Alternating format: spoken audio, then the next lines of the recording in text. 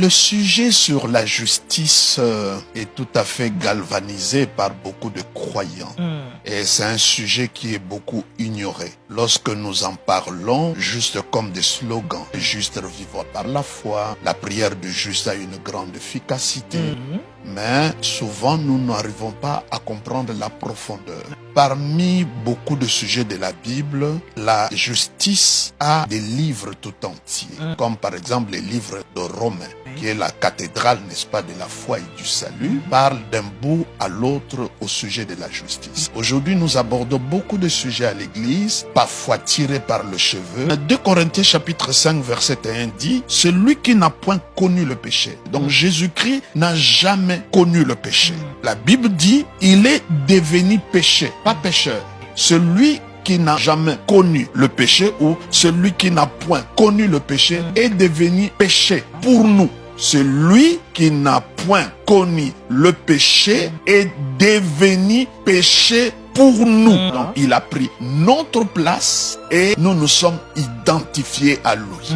Mais qu'est-ce que la Bible dit? Afin que nous devenions en lui justice de Dieu. Donc, il est important de comprendre. Alors, si je dis à quelqu'un que je suis juste, quelles que soient mes faiblesses, quels que soient mes manquements, quelles que soient mes failles, je suis juste, quelqu'un d'autre me dira, je ne suis pas juste. Mais la réponse, c'est quoi? Si toi, tu veux que je sois juste en faisant des actes de justice, est-ce que Jésus-Christ est devenu péché en commettant le péché? Non. Le fait que Jésus-Christ est devenu péché, pas par le fait qu'il a commis le péché, moi aussi je suis juste par le fait que je ne pose pas les actes de justice. C'est comme ça la vie chrétienne, ce n'est pas simplement vie changée, mais c'est une vie échangée. C'est comme ça quand Dieu rencontre Abraham pour la première fois, Dieu ne lui donne pas Isaac, Dieu ne lui donne pas les promesses de bénédiction qui sera d'abord, la Bible dit, Abraham a cru et Dieu l'a imputé la justice. C'est par imputation, par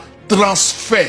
Donc, nous devons le comprendre que je suis juste, pas parce que je suis parfait ou je suis sans péché. Je suis juste parce que Dieu me l'a fait don. C'est un cadeau. C'est comme ça, Romains chapitre 5, verset 17 dit, si par un seul le péché a régné, à combler plus forte raison ceux qui reçoivent le don de la justice. C'est un don. Et quand on t'offre un don, tu n'as pas à faire autre chose, ce n'est que de recevoir le don. Mais la justice qui est prêchée aujourd'hui par les œuvres, c'est la justice que vous trouvez chez les pharisiens. Nous sommes juste par imputation, par transfert. C'est un don. La Bible dit, nous ne sommes pas justifiés par les œuvres, nous sommes justifiés par la foi. Mais il y a un verset qui pourra encore de nouveau nous éclairer. C'est 1 Corinthiens chapitre 1er, verset 30. Écoute ce que la Bible dit. Il dit ceci. Or, c'est par lui, donc Jésus,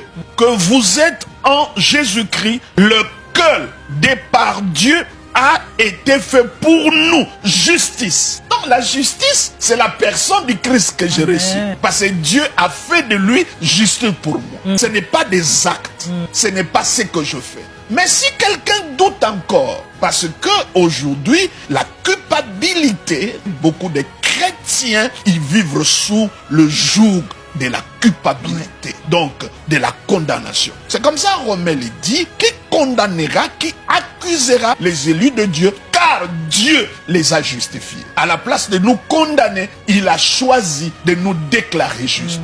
Mais Romain le dit encore mieux. Romains chapitre 4 verset 25. Il dit, lequel a été livré pour nos offenses. Ça veut dire quand Jésus-Christ est mort, il est mort pour nos offenses. Mais nous ne devons pas mélanger les pinceaux. Il dit, et ressuscité pour notre justification. Donc, si quelqu'un veut que je le brande la preuve ou la quittance que moi je suis juste, c'est la résurrection de Christ. Parce que la Bible dit clairement que lequel a été livré. Nous mélangeons tout. Jésus-Christ est mort pour que je sois juste. Non, non. Jésus-Christ est mort pour te pardonner de tes péchés, mais sa résurrection, la raison pour laquelle il a quitté 3 jours après le séjour de mort, pour te déclarer juste.